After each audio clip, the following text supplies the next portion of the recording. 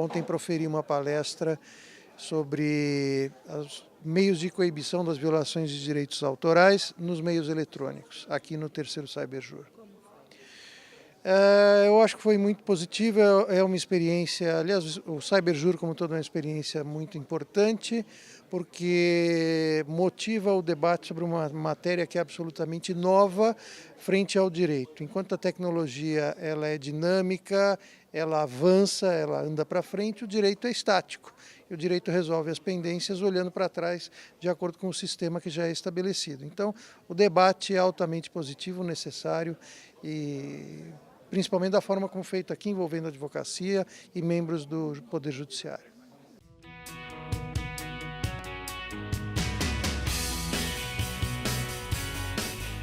Bom, foi um honroso convite que eu recebi para vir aqui falar sobre a proteção jurídica da voz. É um tema inovador, foi objeto do estudo no meu mestrado e eu pude falar para as pessoas a respeito das dificuldades que se encontram ainda hoje na legislação brasileira para se proteger usos não autorizados da voz, principalmente com as tecnologias disponíveis hoje em vários equipamentos como um celular, facilmente reproduzidos pela internet. Então esse é o tema que é muito delicioso de estudar e ainda poucas pessoas no Brasil conhecem. Então foi uma honra poder vir aqui e contribuir dessa pequena forma. Só um exemplo desse uso da voz.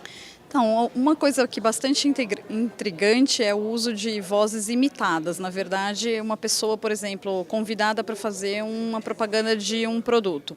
Ela famosa recusa, porque não gosta do produto ou porque simplesmente não quer fazer nenhuma propaganda.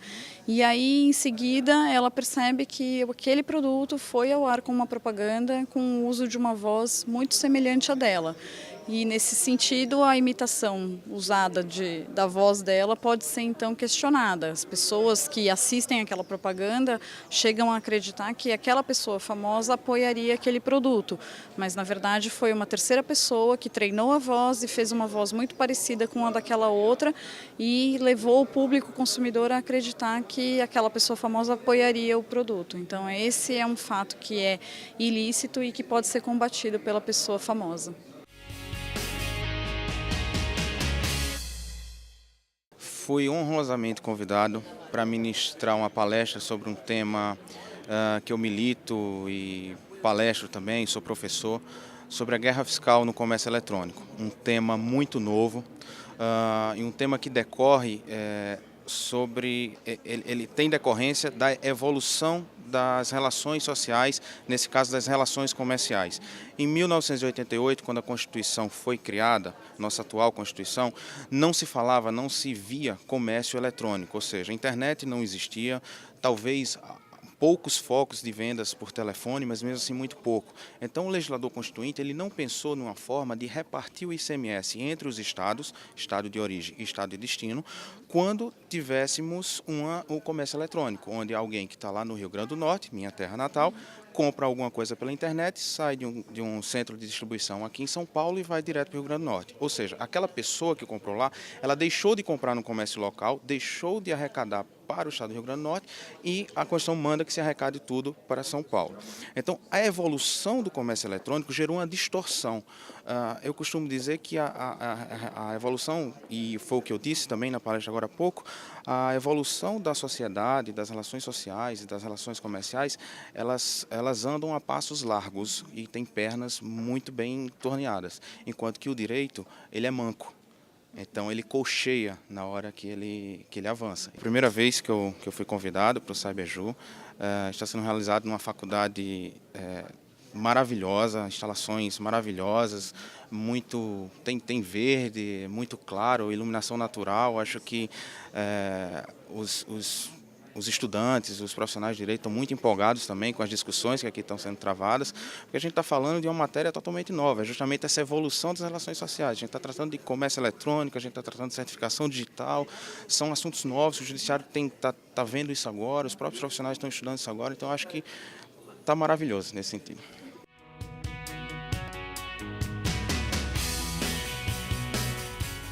Participei de uma mesa redonda em que a gente discutiu algumas questões polêmicas sobre tributação, principalmente focada em guerra fiscal, né?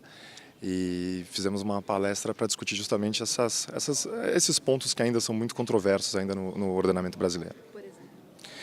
Por exemplo, o ICMS, né? A gente tem uma evolução muito grande nas relações comerciais, de 88 para cá, a época em que foi promulgada a nossa Constituição, muita coisa mudou. E as regras que lá estão previstas, elas não contemplam todas essas mudanças que aconteceram, né?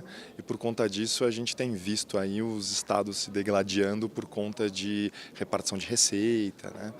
A gente sabe que a questão da tributação ela é extremamente importante, né? Como o Estado se financia. E o que a gente explorou foi justamente isso, quer dizer, até que ponto os estados podem mudar regras que estão estabelecidas na Constituição em prol de uma maior arrecadação, né? Foi bem bacana, foi bem bacana. O tema, na verdade, ele está em voga, né? A gente tem algumas ADINs penduradas no STF, quer dizer, então é um tema que para quem conhece um pouquinho e para quem está envolvido sabe que esse é um tema bem atual. Eu vim proferir uma palestra sobre aspectos controversos na tributação de serviços digitais, para explicar um pouquinho como a evolução da prestação de serviços digitais tem sido afetada por dúvidas na área tributária. A gente tem vários exemplos, né? Tem anúncios publicados na internet, hoje tem um questionamento forte com relação à tributação pelo ICMS nos anúncios que são publicados. Prestação de serviços de CRM pela internet, tem uma série de questionamentos com relação à incidência dos tributos nessas operações. O mundo está sofrendo uma série de mudanças, o ambiente econômico sofre mudanças por conta da tecnologia. E o direito, especialmente o direito tributário, não pode ficar alheio a essas mudanças. Mas o nosso sistema jurídico é positivista, então ele precisa de alterações legislativas para conseguir atender as demandas. Então esse tipo de debate é fundamental para que a gente possa alcançar aí a modernidade, inclusive na tributação. Nossa palestra teve como foco, primeiro, mostrar para os participantes que, apesar da imprensa divulgar que não há uma legislação específica sobre crimes na internet, que na verdade existe regulamentação sim, as nossas leis penais abrangem a maior parte das condutas que hoje são praticadas na internet, como o estelionato, a pedofilia, as ameaças, os crimes contra a honra, e que nós temos uma ausência de regulamentação em algumas condutas, as condutas de invasão e condutas que não poderiam ser previstas pelo legislador em 1940, quando elaborou o Código Penal. Mas que a internet não é uma terra de ninguém e que, na verdade, o que faltam são meios adequados para fazer com que essas normas sejam aplicadas, seja por falta de estrutura da polícia, seja por falta de condições processuais para chegar aos resultados pretendidos pela sociedade. E que esse sentimento de impunidade, na verdade, é fruto muito mais de uma falta de estrutura estatal do que de uma falta de legislação específica para o setor. Um evento como esse é importante para divulgar para os operadores do direito, que são pessoas que não só formam opinião, mas também levam esses casos na prática ao judiciário, uma nova dimensão, trazendo para eles todo o conteúdo que eles podem utilizar no cotidiano forense e também permitindo que eles tenham um ferramental mínimo para atuar nesse mercado de trabalho que é crescente e que vem sendo mal explorado pela advocacia. Acho que a advocacia passa por um momento de crise em algumas áreas e tem que aprender a utilizar e direcionar os seus esforços para os novos campos de trabalho. Tenho certeza que a área digital é uma área de trabalho muito mal explorada e que pode ser uma área muito bem explorada pela advocacia.